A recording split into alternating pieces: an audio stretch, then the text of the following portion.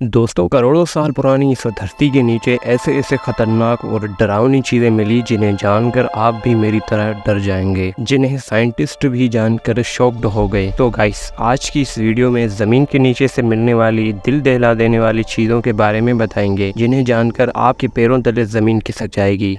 Number 5, spines on sticks.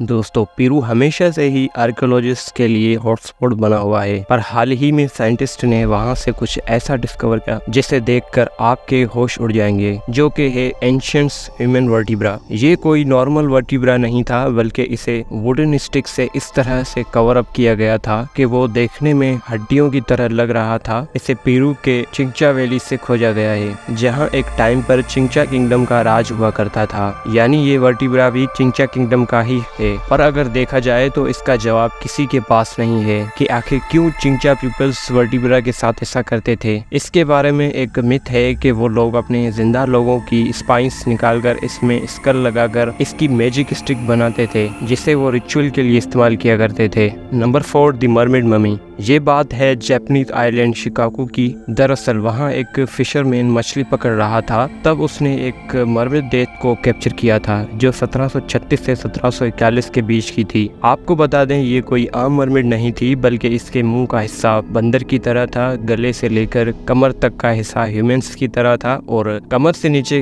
का हिस्सा मछली का था, जिसे निंजो का नाम दिया गया था। आप जानकर हैरान हो जाएंगे कि जापानीज मैथोलॉजी में ऐसा कहा गया था कि अगर निंजो तरह की मरमेड का कोई मीट खाता है तो उसकी सारे गुनाह माफ किए जाते हैं। दोस्तों, इससे जुड़ी एक कहानी 7वीं सेंचुरी में क्योटो के पास मौजूद बिवा लेक से भी सामने आ चुकी है, जिसके मुताबिक मरमेड ने प्रिंस शोटोकू से कहा था कि वो एक मंदिर बनवाए जिसमें बताया गया हो लाइफ कितनी कीमती है, और इन्होंने ऐसा किया भी था, जो आज भी मौजूद है। दोस्तों, आज के दौर में मरमेड का मिलना भूसे के ढेर में राई के दाने के मिलने के बराबर है। Number 3, Napoleon's crust. सन 2017 में माहिरीन को एक फौज की टुकड़ी जमीन में दबी हुई मिली, और जब इसकी जांच ली गई तो सामने आया कि इन्हें सन 1809 में नेपोलियन के जरिए मारा गया था।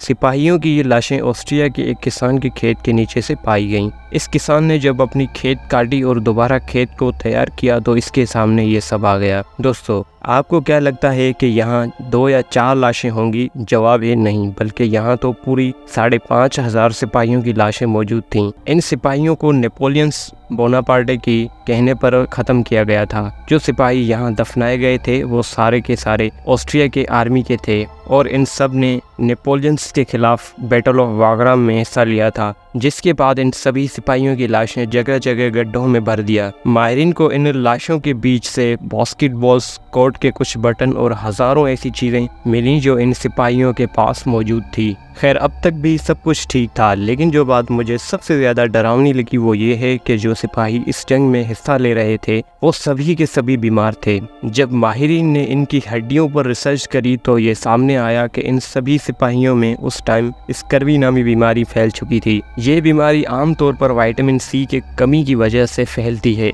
इन सभी के सभी सिपाहियों के घुटनों के जोड़ खुल चुके थे, और ऐसा सिर्फ तभी होता है जब सिपाहियों से दिन रात परेड करवाई जाए। और कुल टोटल अभी तक 50 स्केलेटन्स की जांच की गई, जिनमें से सभी के अंदर स्कर्वी तो था ही, जबकि 70% सिपाही तो ऐसे थे जो कि नमूनिया जैसी जानलेवा बीमारी में घिरे थे। Number 2, trepanning operation. दोस्तों, हाल ही में साइंटिस्ट ने मेडिवल इटली से एक स्कल को खोजा है जो कि एक औरत का है, लेकिन जब रिसर्च की गई तो पाया गया जब इस औरत की मौत हुई थी तब वो औरत एक मेडिकल ट्रामा को फेस कर रही थी। इस मेडिकल ट्रामा को दूर करने के लिए इसका ट्रिपिनेशन भी किया गया था, वो भी एक बार नहीं बल्कि 2 बार। जिन्हें नहीं पता इन्हें बता दें, ट्रिपिनेशन एक तरह का मेडिकल ट्रीटमेंट होता है जिसके चलते इंसान के स्कल में छेद किया जाता है ताकि अंदर मौजूद प्रेशर आसानी से रिलीज हो सके। कई बार इसका इस्तेमाल सर में लगी चोटों को मिटाने के लिए भी किया जाता था। अगर ये देखा जाए तो ये टेक्निक आज से 5,000 साल से भी पुरानी है, जो कि सच में काफी चौंका देने वाली है कि कोई आज से 5,000 साल पहले ट्रिपिनेशन को अंजाम देता होगा। Number 1, lady die.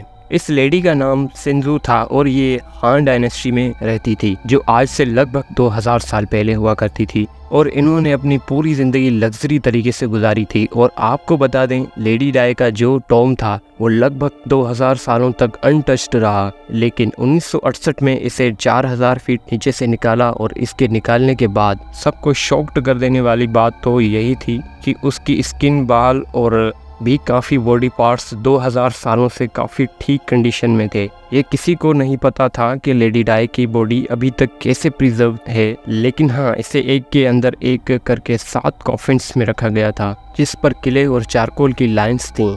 लेकिन ये सब तो ठीक है, पर इनके सबसे अंदर वाली कॉफिन में अजीब तरह के लिक्विड मौजूद था जो आज तक अनआइडेंटिफाइड है। पर एक मिस्ट्री है कि आखिर इस लिक्विड में क्या है जो बॉडी और ऑर्गन्स को सही हालत में बनाए रखा है। गाइज, ये वीडियो ज़रा सा भी आपको नॉलेजेबल लगी तो लाइक, सब्सक्राइब एंड शेयर करें, क्योंकि नॉलेज शेयर करने से ही बढ़ती है।